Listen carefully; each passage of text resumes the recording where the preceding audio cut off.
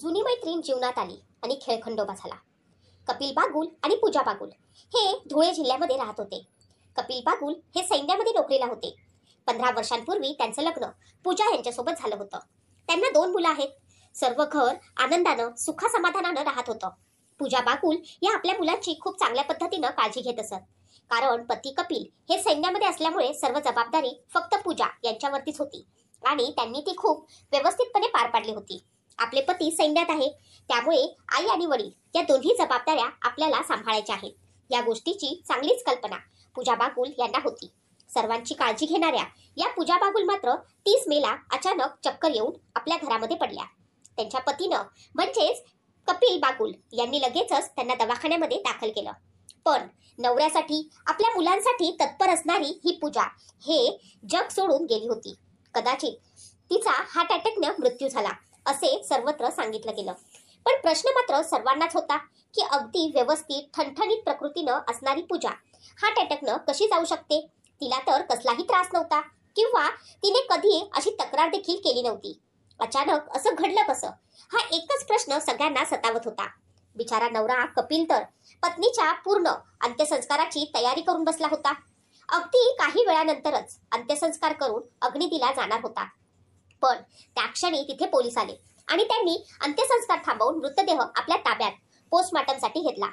पोलिसांनी असं का केलं आणि असे काय घडले होते की पोलिसांना अंत्यसंस्कार थांबवून मृतदेह पोस्टमॉर्टमसाठी पाठवावा लागला? सत्य जाणून घेण्यासाठी शेवटपर्यंत पहा आणि अशाच नवनवीन सत्य घटना ऐकण्यासाठी चॅनलला लाईक, सबस्क्राईब आणि शेअर करायला मात्र विसरू नका. धुळ्यातील वलवाडी गावात सैन्य दलात कार्यरत असलेल्या कपिल बागुल यांचा विवाह जळगाव जिल्ह्यातील भडगाव येथील पूजा हिच्यासोबत 2010 मध्ये झाला होता. त्यांना 2 मुले होती. लग्न झाल्यानंतर यांचं आयुष्य खूप सुखात होतं. पण म्हणतात ना की सुखाला देखील नजर लागते, तसंच काही पूजाच्या जीवनात घडू लागलं. पूजा हिचा कपिलची आई, बहीण हे देखील वारंवार छळ करू लागले. लग्नाच्या वेळेस पूजाच्या वडिलांनी लग्नाचा सर्व खर्च करण्यासह दागिनेही दिले होते.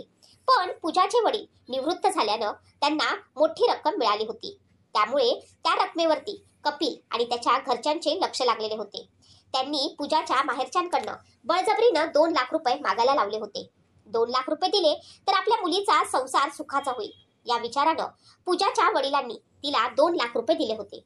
पण हे 2 लाख रुपये मिळाल्यावर देखील बागुल कुटुंबाची हाव मात्र थांबली नव्हती. कपिल आणि त्याच्या कुटुंबियांनी पूजाला त्रास देणं सुरूच ठेवलं होतं. तिने पुन्हा 2 लाख रुपये आणावे म्हणून 2018 मध्ये रात्री 11 वाजता 2 वर्षाची मुलगी व 4 महिन्याच्या मुलासह भर पावसात तिला घराबाहेर काढले होते. दुसरीकडे कपिल बागुल याला एक प्रेयसी होती. तो त्या प्रेयसीला तिच्या मुलांसह घरी आणायचा. या सगळ्या प्रकाराला शारदा विरोध करत होती. तिच्या विरोधाला उत्तर म्हणून कपिल पूजाला सांगत असे की मी अजून 4 विवाह करेल. या सर्व गोष्टींना कंटाळून पूजा महिला दक्षता समितीकडे तक्रार करण्यासह सैनिक दलातील अधिकाऱ्यांकडे देखील तक्रार केली होती. तेव्हा कपिलनं माफी मागितली आणि पूजाला पुन्हा घरी आणलं होतं. मात्र त्यानंतरही पूजाला त्रास देणं सुरूच ठेवलं होतं.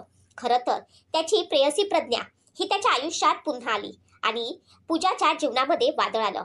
कपिल जेव्हा कॉलेजमध्ये होता तेव्हा त्याचे प्रज्ञासोबत प्रेम संबंध होते. पण काही कारणांमुळे कपिलचं प्रज्ञासोबत लग्न होऊ शकलं नाही. 2007 मध्ये प्रज्ञाचं लग्न झालं. ती तिच्या संसारामध्ये मग्न झाली. त्यानंतर 2010 मध्ये कपिलनंही पूजासोबत लग्न केलं. कपिल देखील आपल्या संसारामध्ये रमला होता. पण काही महिन्यांपूर्वीच तो पुन्हा प्रज्ञाला भेटला आणि सर्व खेळच फिरला. आपलं प्रेम अपूर्ण राहिलं होतं ही भावना त्यांच्या मनामध्ये निर्माण झाली. आता ते एकमेकांच्या संपर्कात जास्त येऊ लागले, फोनवर बोलू लागले, एकमेकांना भेटणं या सर्व गोष्टी आता वाढू लागल्या. आता मनात एक वेगळीच हुरहुर निर्माण झाली होती. प्रज्ञाला तर 2 मुली होत्या. एक मुलगी होती 17 वर्षांची आणि दुसरी मुलगी होती 13 वर्षांची. तरी देखील ती पुन्हा कपिलकडे आकर्षित झाली होती. ते दोघं एकमेकांकडे अशा पद्धतीने खेचले जात होते की आता त्यांना फक्त आपण दोघांनी पुन्हा एकत्र यावं या गोष्टीतच दिसत होत्या. त्याप्रमाणे प्रज्ञानं आपल्या नवऱ्याला घटस्फोट देण्याची तयारी सुरू केली होती. काहीच दिवसांमध्ये त्यांचा घटस्फोट होणार होता.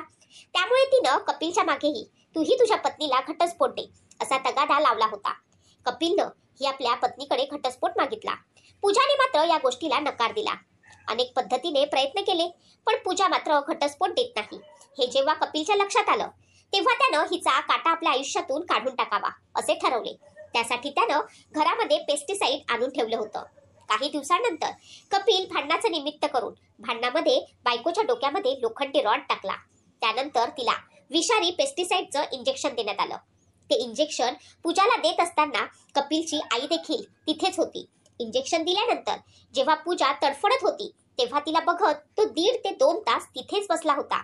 इंजेक्शनचा शरीरावरती परिणाम झाल्यावरती तिच्या तोंडातून फेस येऊ लागला. तिची तब्येत खूप बिघडली होती, पण त्यानं मात्र काहीही हालचाल केली नाही. त्यानंतर जेव्हा त्याला ती मृत पावली आहे याची खात्री पटली तेव्हा मात्र तो तिला दवाखान्यामध्ये घेऊन गेला. डॉक्टरांनी तिला मृत म्हणून घोषित केलं. तेव्हा त्यानं तिच्या माहेरी देखील फोन केला आणि पूजा हार्ट अटॅकमुळे मृत पावली असे सांगितले. त्यानं अंत्यसंस्काराची तयारी सुरू केली. एकदा अंत्यसंस्कार झाला म्हणजे पोलिसांच्या हाती आपण सापडू शकत नाही किंवा आपला कोणताही पुरावा शिल्लक राहणार नाही या गोष्टीची त्याला खात्री होती. पण मध्येच माशी शिंकली आणि पूजाच्या घरच्यांनी पोलीस स्टेशन गाठून भूतकाळाची पावती वाचली. लगेचच पोलिसांनी हालचाल करून अंत्यसंस्कार थांबवले आणि तिचा मृतदेह पोस्टमॉर्टमसाठी पाठवला. पोस्टमॉर्टमचा रिपोर्ट आल्यावरती तिला विषारी इंजेक्शन दिले गेले आहे हे सर्वांसमोर आले. त्यानंतर कपिलची आई, त्याची बहीण आणि प्रेयसी प्रज्ञा यांना पोलिसांनी ताब्यात घेतलं. आता ह्या सर्व प्रकरणामध्ये पूजाचा काय गुन्हा होता? सुखी संसार सुरू असताना मध्येच कपिलच्या जीवनामध्ये त्याची प्रेयसी आली आणि त्यामुळं त्यानं आपल्या पोटच्या पोरांच्या आईला संपवलं. सरकारनं असा कठोरातील कठोर कायदा केला गेला पाहिजे की ज्यामुळे जर सासरची व्यक्ती मुलीच्या माहेरच्यांकडनं काही रकमेची अथवा हुंड्याची रक्कम मागत असतील तर त्यांच्यावरती कडक कारवाई केली गेली पाहिजे, कारण यामुळेच पुढे अशा घटना घडणार नाहीत. प्रज्ञाच्या प्रेमापायी कपिलनं आपला सुखी संसार गमावला. आपल्या मुलांना त्यानं पोरकं केलं. अशा प्रकरणामध्ये ज्यांचं प्रेम संबंध असताना लग्न होऊ शकत नाही त्यांनी पुढे आपले लग्न झाल्यानंतर अशा व्यक्तींच्या संपर्कामध्ये येऊ नये किंवा संपर्कामध्ये जरी आलात तरी आपल्या मर्यादांचा विचार केला पाहिजे, कारण तुमच्या दोघांसोबत तुम्ही आणखी 2 वेगवेगळी कुटुंब व्यक्ती जोडलेल्या आहेत हे नेहमी लक्षात ठेवावे. तुम्ही तुमच्यामुळे आणखी 2 जणांचा संसार उद्ध्वस्त करत आहात, म्हणजे एकूण 4 कुटुंब यामुळे उद्ध्वस्त होतात. असं करण्यापेक्षा अगोदरच तुम्ही तुमचा प्रेमविवाह करावा अथवा नंतर ह्या प्रेमसंबंधामुळे आपला चालू असलेला सुखी संसार मोडू नये. तुम्हाला याबद्दल काय वाटते? अशा सत्य घटना ऐकण्यासाठी चॅनलवरती नवीन असाल तर सबस्क्राईब करायला विसरू नका. धन्यवाद.